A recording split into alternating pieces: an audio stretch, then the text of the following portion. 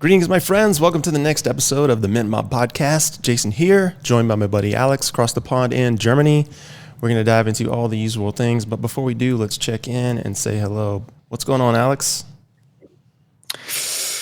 Hey man, everything good on my side. It's funny because when I woke up this night actually at 2 a.m. my time, and I do what most normal people do. I check the markets.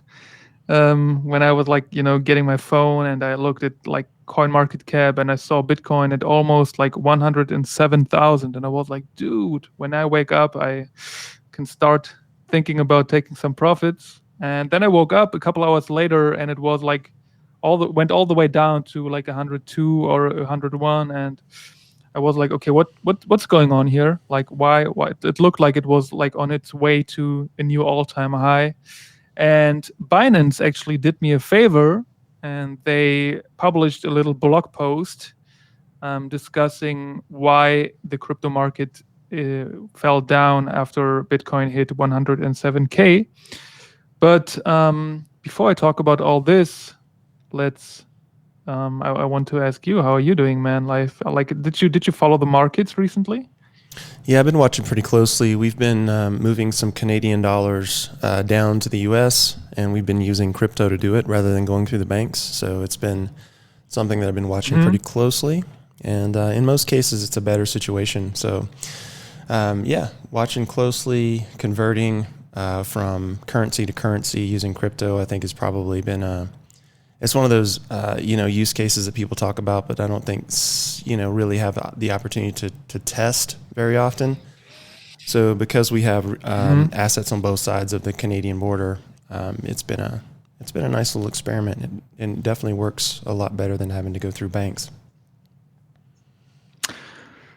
Isn't like to me, if I imagine that situation here in Europe, if I received tons of money, let's say a couple $1,000, or let's say like at least 5 figures from in crypto from a different country, and I would like try to deposit it into Binance and get it onto my bank account, I would definitely like they would like I would get questions from the bank, and don't you guys have like issues doing that? Like, can you just put like any amount on your bank account and nobody's asking questions? I mean, there's limits, of course, but a lot of that has to do with how much you use your account, So, I mean, I've been funding my Coinbase account for 12 years now, since like the early teens. So it's not like, the funds are coming from an unknown bank account. It's like the same bank, same process. But there are limits, like, there's certain daily limits, weekly limits, and you can't exceed those, without having the proper reputation. It's the biggest challenge is coming from other countries like Canada right now. Like coming out of Canada, we had blocks on the account, on the Netcoins account, which is the account that's up in Canada. It's basically like a Canadian version of Bitcoin, or Canadian version of Coinbase. And, so we had to make a phone call, and then, my wife had to talk to them and tell them we're moving everything into Ledger and blah, blah, blah, a whole 9 yards, right? Like there's a whole bunch of rigmarole from all these banana republic countries that are continually debasing their currency. Like Canada's one of the worst right now. I think the Canadian dollar has dropped drastically and precipitously against the US dollar over the last few years. And I think back when I first started trading and moving money in and out of Canada, it was the Canadian dollar and the US dollar were almost on par. But now it's like a 30% discount, 35% discount to the US dollar. So it's a huge, huge chunk. And with countries like Spain, for example, putting limitations on moving money in excess of $3,000, there's like this global push, it seems, especially in a lot of the smaller, European socialist style economies, to where the people want to limit, the governments want to limit the people's ability to move money. And this is one of those things that's always contradictory to me, because you have these left-leaning politicians and political regimes who, preach and promote, power to the people and this, that, and all the other bullshit that they espouse. Meanwhile, the thing that actually empowers the people, they want to limit. It's this total hypocritical situation that shouldn't exist. And people should see it for what it is. As government's clamping down on your ability to self-govern and for you to have autonomy in your life. And this is one of the promises of crypto. So even if we have to move 3,000, 5,000, 10,000 a day or a week or whatever the case may be, you're still better off having those funds in crypto. Where let's say if I'm Spanish, for example, if I move 3,000 dollars in Spanish currency into, let's say, Bitcoin, for example. Well, as soon as I'm on Bitcoin, as soon as I'm in cyberspace, I can convert that to US dollars, right? And so now I can just sit in US dollars until I need it. I can use Tether or I can use USDC, something like that. And I can hold US dollars without actually having to go through a bank. And that's tremendous. There's a lot of power in that. So while the local countries continue to debase currency, you can pick the one that you feel is the strongest. And, of course, right now I use Tether just because it seems to have the deepest liquidity pool. So there's a lot of advantages to doing it, even if you have to do it in bits and pieces. Yeah, I get that. And you said Spanish currency. I'm a little disappointed. Seems like you don't know that it's euro, but it's funny because as you know, I'm in the car business, and cars are one of the few things in Germany that are. It's not one of the few things, but it's like one of the few things where you actually get in touch with a lot of cash. And whenever I want to deposit cash into my bank account, and it's like it's over 10,000 euros, I always need a proof of origin. Mm-hmm. And it kind of feels like they want to control everything. Obviously, they claim it's like for money laundering reasons, but in the end, I mean, I can send you 100 bitcoins today if I want, like over to the United States, and no one can do anything about it. That's right. And that's probably like the great thing about crypto, right? Yeah, for sure. I couldn't remember if Spain was part of the EU or not. I remember before it was. I took Spanish in high school, and my Spanish teacher was from Mexico, so we always talked about pesos, and I think Spain was the peseta or peseto or something like that before the euro, but I couldn't remember if it was euros or not, so yeah. But yeah, obviously, if you're moving crypto around, it's much easier than having to go through banking and being limited by governments. Absolutely. Let's hope Maria doesn't listen to this episode. But what did the Binance blog post give as reasons for the markets going down again? So what they claim is we had a lot of profit taking after Bitcoin's surge, possible, definitely. Sure. Anticipation of US inflation data. Didn't we just get the inflation data? Not sure what they are referring to.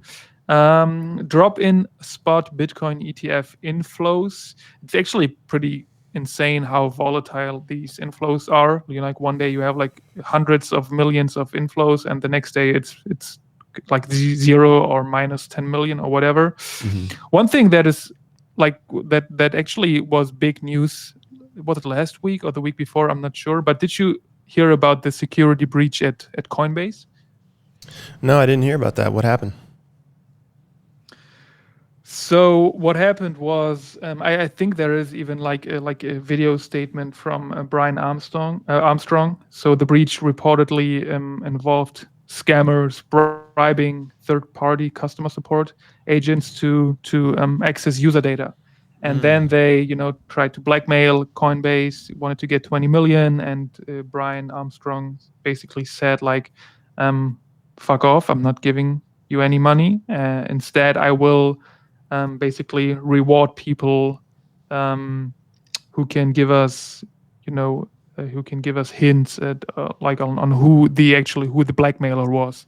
I'm not sure if that case will be solved, but in the end, obviously, there was a financial impact on Coinbase. Not sure. Like that kind of stuff usually shakes investor sentiment. But as you have not even heard about it, it doesn't seem to be such a big thing. What else do we have? Regulatory crackdown. Not too much. It's actually, it actually gets kind of, almost exhausting to read all that kind of stuff whenever Bitcoin moves regardless of whether it goes down or up, because people always find reasons for whatever way it goes, and whether it's like people waiting for something, whether it's fear in the markets, whatever it is. Like I feel like we shouldn't pay so much attention. Like I feel like we could live like a better life, calm, and without getting too emotional, if we just stop paying attention to all that, to all these numbers, like waiting for CPI data, waiting for like employment data, whatever. I feel like if you're not a short-term trader, you shouldn't care, right? Yeah, it's like that quote. I forget who said it. Something to the effect of, somewhere in the world there's a guy, in the woods somewhere with no phone that doesn't know he's supposed to be afraid of everything. Yeah.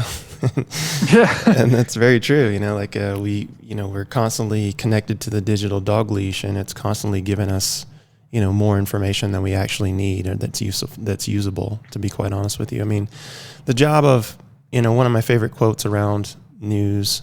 And this comes, basically down to all news, is like, the job of the news media is to make everyone's problem your problem. So, if there's a wildfire in Southeast Asia and I'm in Arizona, what the fuck am I going to do about it?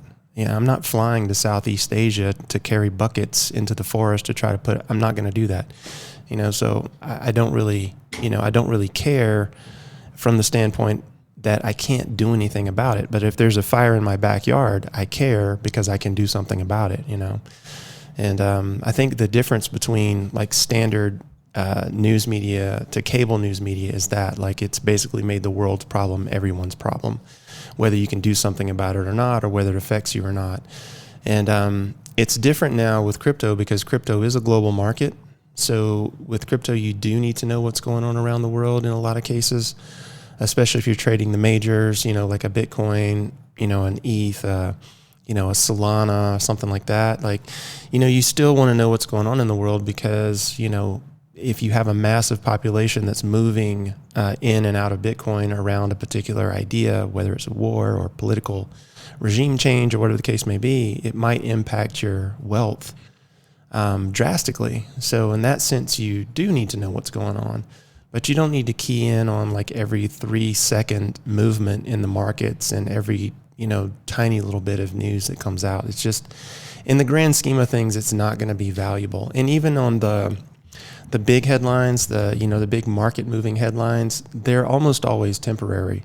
Well, they are always temporary because if we look at markets historically, none of them, for the most part have a downtrend. They all have an uptrend thanks to inflation. So on some level, it's all temporary. It just depends on your time horizon. But if your time horizon is long enough, a lot of these little things, yeah, you can just forget about them. You can, if you're not moving money on that particular day and you're not looking to maximize a particular, entry point or exit, you can kind of relax. It's going to be all right. Put the phone down and, walk outside and take in some sunlight or something. Just do something fruitful. Yeah, I couldn't agree more. And it's funny because just today, I listened to a podcast, and there are many, many, many conspiracy theories out there, and I listened to a podcast that was talking about a topic related to the United States, obviously, and it said that there are claims that there are huge hidden underground cities in the United States built by the elite, of course, in case of a near extinction event, when, the whole population dies, and they extracted 21 trillions of US taxes to build these cities. And it's crazy, man. And when you just mentioned that guy without a smartphone, I felt like, if I actually took the time to get deep into all these conspiracies, like I'd probably go crazy, because maybe something is true, but in the end there is nothing I can control. So why should I take the whole time, or take my whole time to basically think about all that kind of stuff. Yeah, it's interesting. I was listening to a podcast this morning during my workout, and One of the concepts that the guy was talking about, Stephen Kotler, he focuses on like high performance and flow. And in the last decade or so, since the Obama years forward, there's been a big push, especially in North America, to create victims everywhere you go. If you're black, you're a victim. If you're a woman, you're a victim. If you're gay, you're a victim. You're just a victim. Everybody's a victim. And, because you're a victim, there's nothing you can do about your life and all this other bullshit. And, there's really two ways to look at the world. One is you can look at the world like you are a victim, which basically closes off all your options. Or you can look at the world like you're a responsible individual, which opens up all your options. So like everyone's born with a certain set of advantages and disadvantages. If you're, a white kid born in, the rural South in a trailer park, and your dad's a drunk and your mom's a drug addict, you don't have any more advantages than the black kid who grew up in a middle class, household. And so you can sit here and you can compare your victimhood stories all day long, but the question is like, how are you going to play the cards you're dealt? Not what cards you were dealt. So you see this a lot in wealthy families, and I saw it up close because my uncle was a pretty wealthy guy, and he had 6 useless kids, and all of 6 of his kids are still useless today because he didn't give them any skills that they needed to be productive in the world. Actually, the only kid that's useful is the one that he adopted. And so the one that he adopted has actually created a good family, and she's living a productive life, and the rest of them just kind of live off mom. So at the end of the day, you can have the best hand dealt your way, but if you don't play it right, it turns into a terrible hand. So, to that end, same thing with the crypto, same thing with your personal mindset. You're going to be dealt a certain, you're going to be dealt a certain hand, and how you play it is going to matter more so than what you were dealt in the first place. I think people forget this a lot. So that victimhood stuff's got to go away. We need to focus on what we can control, which was kind of your point. Like, yeah, you can't control what's going on all over the world, but you can control how you move through your environment today. So that's where your focus should be, because all of those are the decisions that are going to impact your life more so than being worried about what's happening in a foreign country somewhere that you have zero impact on. You know what I mean? Absolutely, man. Absolutely. I totally get that. And I couldn't agree more. And by the way, one learning I took from what I heard today from the podcast episode, whenever you think about buying how is it called? Like these underground shelters? Is it like bunker, or how is it called in English? Yeah, underground shelters or underground bunker. Yeah. You need to do it in New Zealand, because New Zealand is the best country to survive. That's Really? my learning today. Why is that? Yeah, because it's like far away from, if China or the United States, or China, Russia, or Russia and the United States have a nuclear conflict, then New Zealand is, like has the best location in order to survive. And yeah, I've never been there. I actually never planned going there. I think New Zealand is pretty awesome, but it's like so far away. How long do you have to fly to Australia or to New Zealand? Oh man, that would be forever. It would probably be a Yeah, I have like 24 hours, and that's like probably the farthest I can go. Yeah, I think the only thing that scares me about New Zealand is that Jacinda Ardern lady that was in charge during COVID. Man, she was crazy. So, they were putting people in like camps for, COVID and all this kind of stuff. And she was like literally smiling as she was mandating how people had to live their lives. People like that are scary. And Canada just elected one of these people as well, unfortunately. But yeah, the country itself looks extremely gorgeous. I haven't been, but I know some people who put on dirt bike tours through New Zealand. And so one of my bucket list things to do is to travel to New Zealand and do a dirt bike tour, like just from one end of the island to the other, Yeah, sounds awesome. It's a big island. But did I read it right today? Did Joe Biden get cancer? Yeah, I heard something like he was diagnosed with prostate cancer that had metastasized or spread into his bones. So there's really no way to cure it at this point. And you pair that with the mental decline, and that guy's in bad shape, man. So yeah, it's pretty sad news from the Joe Biden front. Yeah, absolutely. I mean, felt like he's been in bad shape for quite some time already, but yeah, always bad to like no matter what the person did, like it's always bad to hear that kind of stuff. Let's jump a little bit into the world of NFTs. I think last time on the podcast I talked about we talked about Frank stepping down as the CEO of the eGods.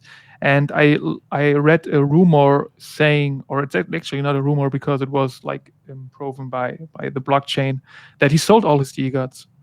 I Did you saw did that. you read something about that? I saw someone make a You post saw, where they listed all the stuff that he had sold. Yeah, so I guess there's a little bit of bad blood there. I guess if he's out, he's out. yeah, and I think like 2 days later, I read that yeah they claimed that his wallet got drained or whatever, blah blah blah.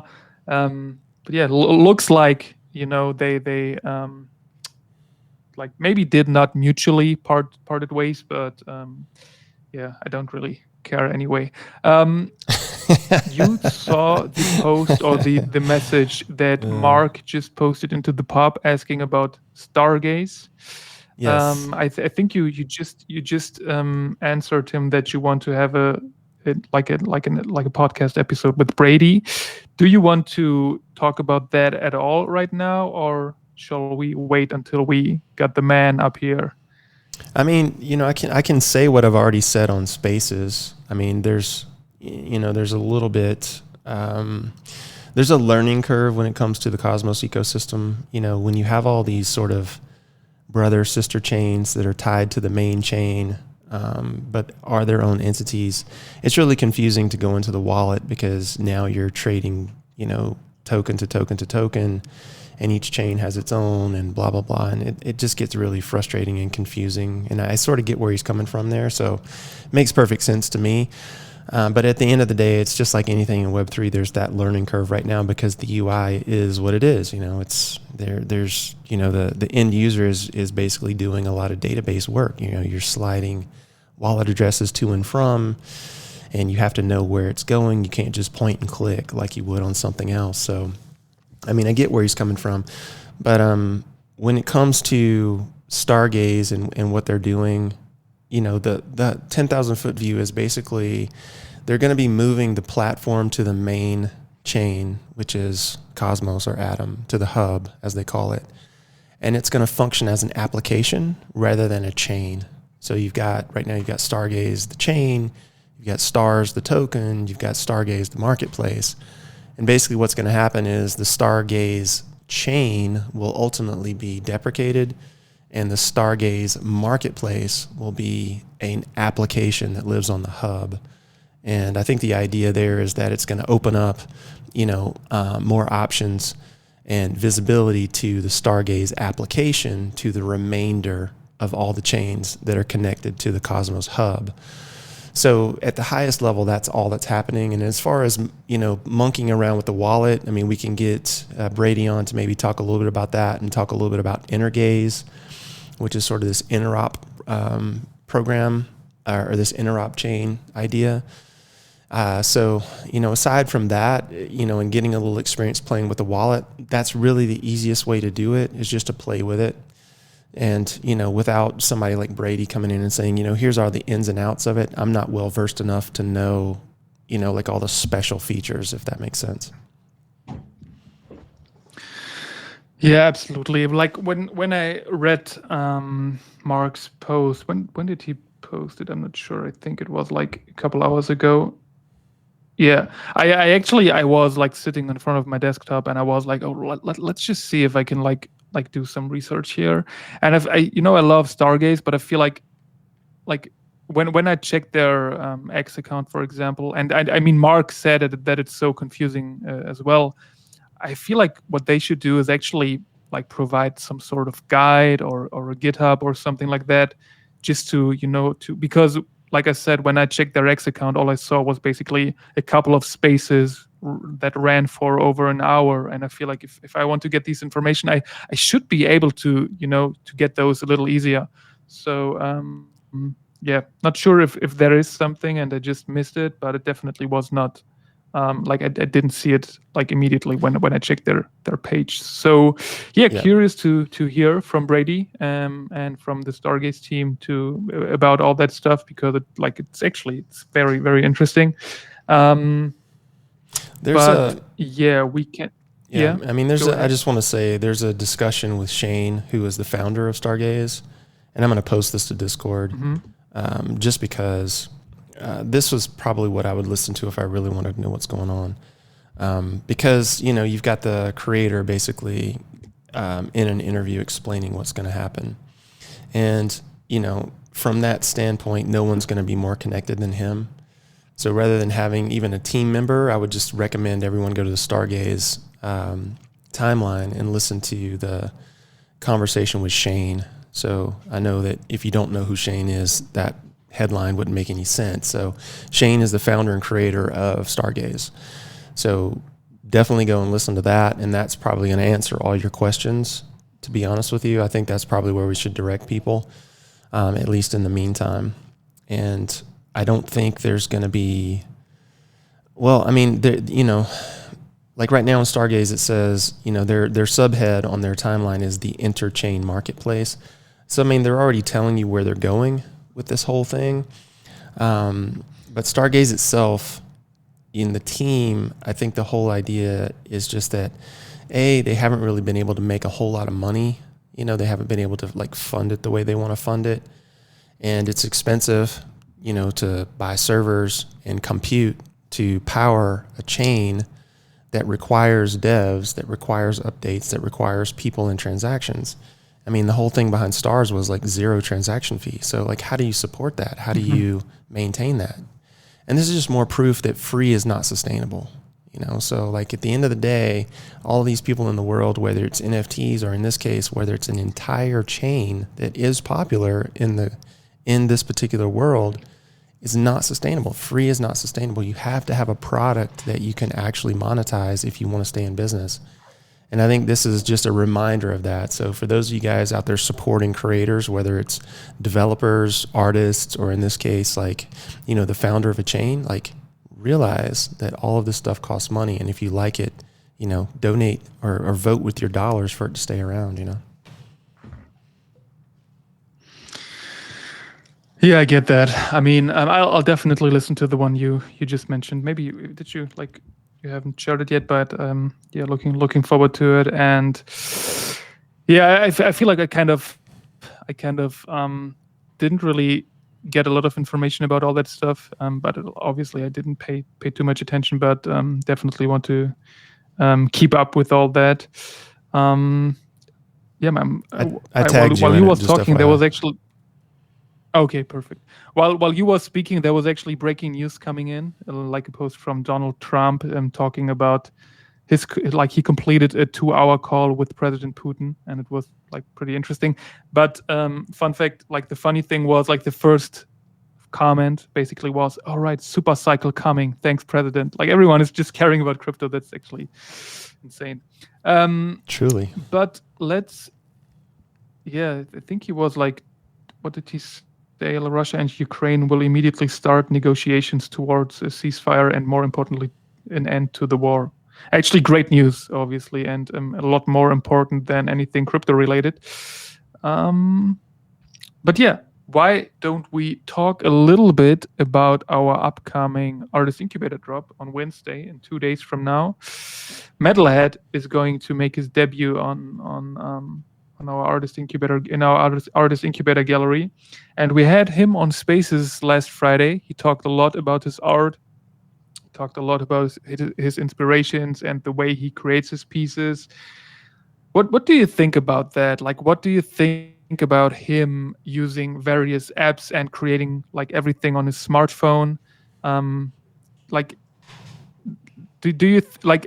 Don't you think it's one more great thing to see, because we've had that conversation many times already, especially regarding AI art.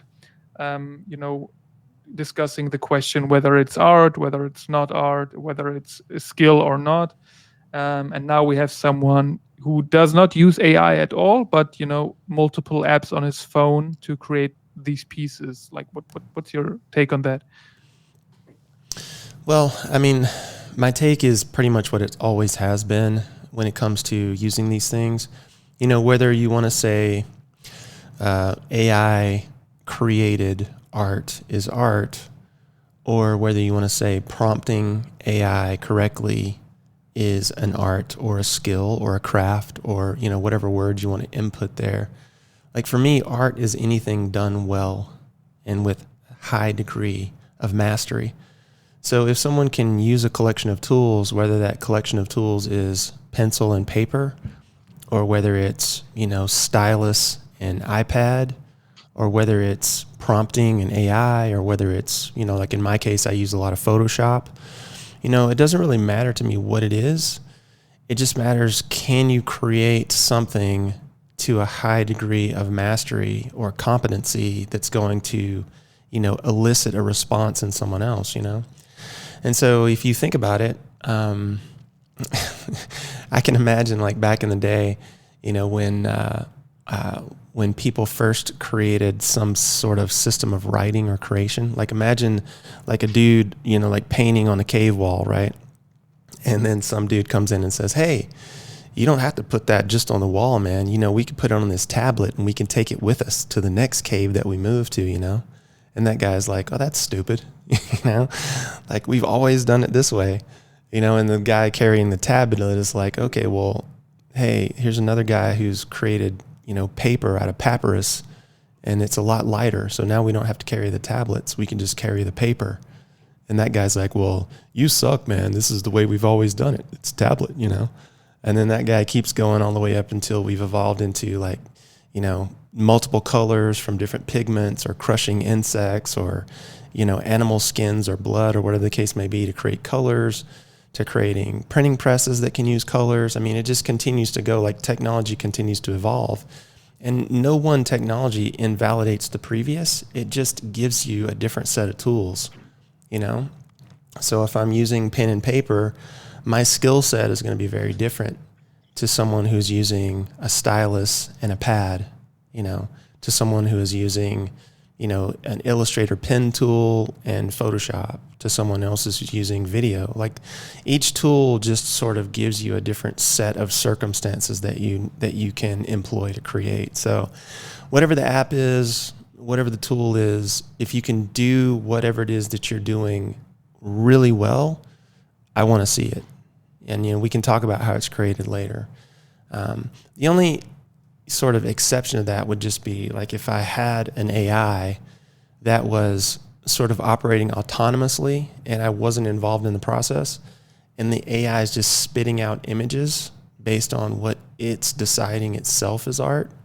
You could then start talking about consciousness and who's responsible for creation, and would you, if you used that piece of art in something of yours, would you be stealing from the AI, right? Like there's all these different conversations that can open up. But if you're actively using a tool and you're actively creating, yes, you're going to have a different set of skills. If you write one sentence and then AI spits out a piece of art and you say, "Hey, I made this piece of art," yeah, probably not. That's probably not art. But if you work with the tool to refine it into something that you've imagined, then that's a different story altogether. And so I just think of it that way. Like, how competent are you with using the tools that you use, whether they're apps or programs or pen and paper or whatever the case may be? Yeah, absolutely. And I feel like, the technical development opened so many doors for people who can, like, who maybe do not have one particular skill set, but were able to create something gorgeous, like in another way. I mean, if you look at like past artists, I'm not sure if you're familiar with Jackson Pollock. I think he's American, right? Mm-hmm. But he was an artist who, like, some of his paintings looked like he just basically dropped paint buckets on a canvas. Right. And people who looked at it for the first time were like, "I could do that. Like, I could immediately do that. I could do that as well. Like, give me a canvas and I'll paint the same thing." No, you don't. And people don't get it that it's still, if you closely look at his pieces, you can still see composition. You can still see that he probably wanted to express something with each piece. And yeah, it's pretty similar with AI. I think, if some people publish AI pieces, there's always going to be someone in the comments who's like, "Here, I can type in that prompt as well." But as you said, it's about refining. It's about getting the final result that you want to have, and it needs to look good, obviously. So, yeah, in the end, everything is art. And I'm like, I've never seen someone like Scott who uses apps. Probably there's some people out there, because I think he said that there are many people out there creating glitch art. I'm not sure if they all use the same applications for that. Um, but I remember when I saw his art for the first time, I was like, okay, this is cool, and this is like unlike anything I've seen so far. And yeah, this is why I'm looking forward to the piece, because I remember in the very beginning when I saw his pieces, I felt like, will he be able to create something that fits into our gallery or not? And I told him, I gave him some like a frame and some requirements, and he delivered perfectly, in my opinion. And because it is so different to what we've published so far, I'm even more curious to see how the community likes it. Yeah, I think art styles come down to understanding the history, and so for example with glitch art, I kind of went back and did a little bit of a deep dive on its origins and where it came from, and there's actually quite a few famous glitch artists, but it evolved from that early sort of the early computer days, where when you were watching a video or running a program, the system would glitch and the screen would flash some strange pattern across the screen, right? Because the technology wasn't able to run as smoothly as it does today. And, there were errors built into the code, and, it would fail. And so when you start thinking about the origins of it and how it came into being, it kind of makes sense that you would use an application, in the creation of it, because, that's what created the original glitches, somebody writing an application. So like now you're using an application to reproduce the glitch that was actually accidentally produced in early programming, so it kind of flows and makes sense. And that sort of gave me more of a respect for the glitch art, because when I first started looking at it, I wasn't too impressed. But then once I got, okay, here's where it comes from, I sort of understood it. And it took me back to those movies, like there's an early Angelina Jolie movie called Hackers, where there's like this plot where these hackers sort of have to steal some data, and it's like it's sort of like pre-Matrix glitchy type stuff that they're working with, and it sort of harkens to that time. So it took me back to that that time period, and I can relate to that because when I was playing those early video games as a kid, I remember everything like getting like freeze frame or stuck, or the screen getting sort of messed up and the graphics not being quite right. Like, so it sort of is almost nostalgic in a way. What kind of video games did you play as a kid? We had, like, back in the early days, like, I don't think we ever had one of those Atari game systems. I think we got on the bandwagon later, but we had what was called an Intellivision, and it was a different type of game system, and it had like a lot of different sports games on it. So we started with that, and then I was really young, and it evolved into like that whole Nintendo craze, right? So then we were all playing Nintendo. So I remember playing Nintendo more than anything, growing up. Yeah, I get that. I mean, I'm a little jealous, because I would have loved to witness the time when, I think it was like the 80s. When did you have these arcade like machines, Oh yeah, like in the United States? Like yeah, what's for sure. the late 80s, early 90s, something like that. And I would have loved that. I love when I see these in like movies or television shows, like Stranger Things. I think I saw that last time. Oh yeah, for sure. That was pretty cool. When you actually, because nowadays, whenever some kids are like addicted to video games, it's like mainly because they're stuck in their rooms, always sitting in that dark room in front of the computer playing, not seeing any sunlight. And back then you had to go out to play, right? And this was actually such a cool thing. Yeah, I mean, this started like way back in the day, like in the early like 20s and 30s. There were arcade games where, you would shoot, like you would shoot water or you would shoot BBs at little targets. Then they had, these sort of manual or mechanical driving games where you'd have a car that was attached to, some sort of, like piece of machinery that would move it side to side, and then you would have to drive it on this path that sort of was on like a roller. It was like an actual, like roll of graphics, and you had to drive the car on the graphics. And then, that turned into like pinball, which was huge in like the 60s and 70s, and then that turned into the digital arcade games that you saw like in the 70s. The arcades started to crop up. I mean, that was before my time. But, by the time I was old enough to like hang out with friends and, have mom and dad drop me off at the mall, and like one kid's parents would drop you off and another kid's parents would pick you up, you always had like a little bit of, a handful of quarters, and you would take your quarters to the arcade, and, of course your money was gone in like 15 minutes. But, it was always kind of fun to play because those games had the best graphics, and they were purpose built for that. And they had the best screens. And, I remember when there was one game that came out. What was it called? I think it was Dungeons and Dragons, actually. And it was almost like watching a movie. Mm-hmm. It was a big deal. And it was a terrible game because you couldn't control the character very well. The memory and the compute wasn't there yet. So like you'd tell the character to move and it would hardly do what you wanted it to do. But the graphics were just so awesome. You kept pumping money into it, And, so like, yeah, those were cool days. Like you'd go hang out with your friends or whatever. And I think a lot of people are nostalgic for those days, especially like the computer generation that grew up without interaction, because now those people really crave experiences, so like you can have experiences with people,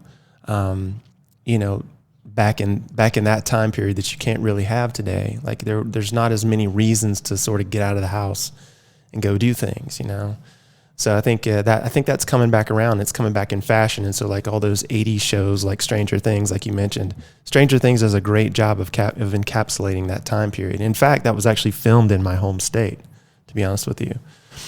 So you see, like when I see these kids riding their bikes through the neighborhood, and like, cutting through paths, like I did that. I did that when I was a kid, like riding my BMX bike through the neighborhood and picking up my friends and, all that kind of thing. So I think there's a lot of nostalgia for that. And it's funny because I was on Facebook Marketplace the other day just putzing around. And like all of those BMX bikes from that era, from like that mid 80s to early 90s era, like people are reselling these. They're like buying them and restoring them and reselling them now. Like I found the exact same BMX bike that I had when I was a kid that I think I paid, I don't know, well, I didn't pay for it. My parents paid like $250 for it, which was a shit ton of money when they bought it. Somebody was reselling the same bike for like $1,600. So like there's definitely a demand Crazy, for that era. And it was probably, I mean, the way that a lot of people describe it is kind of like the last era of innocence, because it was before, porn was on everybody's computer and, you actually had to go into the world to meet a girl. And, it was a really cool time. We had the best of everything. We had some digital life. We had a lot of real life. We had the marriage of the two, which we were the last generation to really have that. Yeah, absolutely. I mean, it's kind of weird that I feel nostalgia for a time I haven't even been part of. like when I watch like Back to the Future, like I feel like, yeah, I'd love to have these times back. And I haven't even been like alive in the 80s, but yeah, like you said, it's been a very special time. I feel like the 90s haven't been that bad actually, but yeah, especially the past 20 years or so have been pretty much destroying childhood in my opinion. Yeah, in a lot of ways, but I mean, I think in a lot of ways it's not the fault of kids. In many ways it's the fault of parents. Like if you're Mhm. raising kids, like I live in a pretty nice area, and there's a lot of families here, and I see kids like every day. Like there's this one kid that walks his dog past my house every day. And a lot of times I'm outside when he comes by, and every time he comes by, he has 2 or 3 dog leashes. He's walking the dogs in one hand, and in his other hand, he has his phone. And he's walking on the sidewalk with the dogs, and he has his head hunched over looking at this phone. He doesn't even look up. Like he's literally outside, and he's glued to his phone, right? And then that kid will pass, and then 2 other kids will pass in the opposite direction, and they're riding e-bikes, right? So they're not even riding a bike. They're just riding a battery with wheels. They're not getting any exercise at all. So like you think about all this kind of stuff, and it's like, okay, parents, on some level, you have to be the one who says, all right, my kids are going to have at least X percentage of their life experienced in the real world, whether it's pedaling a bike up a hill, or whether it's walking the dogs without their phone so that they can actually look up and see what's happening in the world, So, I mean, we can't really blame kids. I think parents are the ones who are responsible for bringing kids into like a space where they can experience more of the world. In fact, there was a great experiment done in, I think it was the UK, where a mom invited a bunch of kids on a sort of an adventure. And there was a great write-up on it.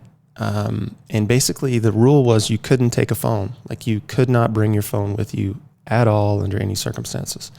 And these kids traveled from like one part of town to another part of town without their parents and without phones.